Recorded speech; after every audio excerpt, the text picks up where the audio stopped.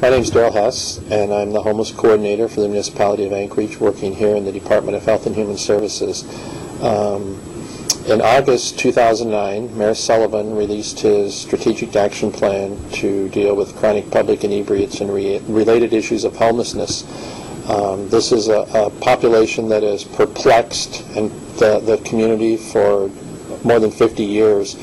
How do we get a better result for the resources we're devoting to dealing with this population? Because currently, all we're doing is cycling them through. Community Service Patrol, they get intoxicated where they're incapable, they're a danger to themselves or others because they can be victimized, they can be brutalized, they can be hit by automobiles. Under Title 47, they are not, they're not capable of making sound decisions at that point in time. So they're picked up by Community Service Patrol and they're taken to the sleep-off center, where when they sober up and get to a level where they are considered not to be a danger to themselves any longer, they're released. And then, of course, the cycle starts over again. So Mayor Sullivan and the administration decided to take a look at what can we do to actually make a difference in the lives of these individuals and to make our community safer and get a better result for the millions of dollars that we're spending dealing with this issue right now. So in the fall of 2009, the mayor appointed the Mayor's Homeless Leadership Team.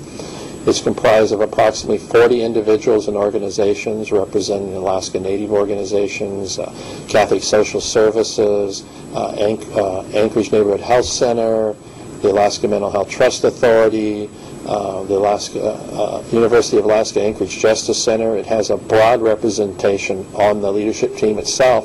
And then we actually have community partners that have attended meetings and participated in work groups.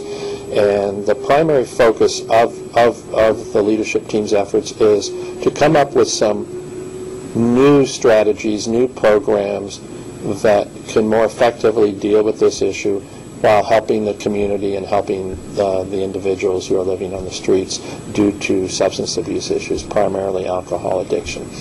One of the recommendations that came out of the leadership team was a camp, to develop a camp outreach model. And we have an ad hoc work group, and the name that's been selected by the work group is the Homeless Action and Response Team.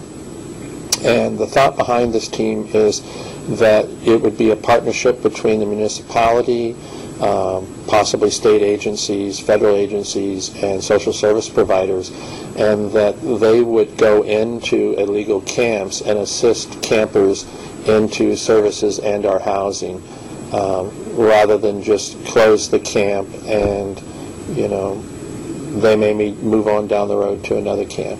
So the purpose of the HART team is to actually try to get these individuals off the street and get them into housing and to programs and services.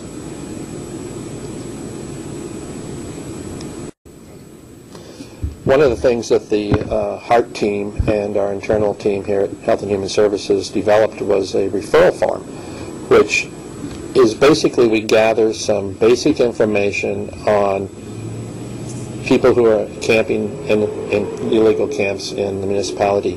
When the Anchorage Police Department Community Action Policing Team goes in to post a camp and they engage the campers, they actually ask them if they would like to receive assistance, and that they have a form that if they can gather some basic information, it would help the providers to assist the campers. And so far, 95% of the campers they've engaged have willingly provided the information and signed the release so we can provide the information to the providers. And we gather information. Do you have any immediate medical needs? Do you are you Alaska Native? Are you a veteran? How long have you been homeless? How long have you been in Anchorage? What services are you interested in receiving? Are you interested in housing without conditions, housing with conditions, job services? And then the camper signs the form. The Anchorage Police Department faxes it to me that evening, and then the next morning I take the forms and I fax them to a small committee of the service providers, including Catholic Social Services, Rural Cap Homeward Bound, Cook Inlet Tribal, and others, who look at the forms and assess the needs of those individuals and decide what agencies they should engage to go into the camp and assist those individuals. You know, if you're an Alaska Native, then obviously Cook Inlet Tribal would be interested in going into the camp. If you're a veteran, then the Veterans Administration has an outreach coordinator. Originally, we were just doing blanket emails to a large group of providers saying, we have a camp, here's the information on these individuals, and we found out that wasn't really effective. So based on feedback at our last HART meeting, this small committee was developed and this new procedure.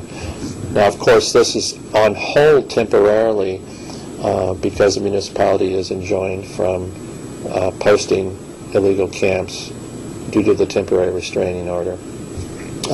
So the HART team is looking at being more proactive and actually going into camps on their own and reaching out to those people who need assistance. But this is a good effort. I was very impressed.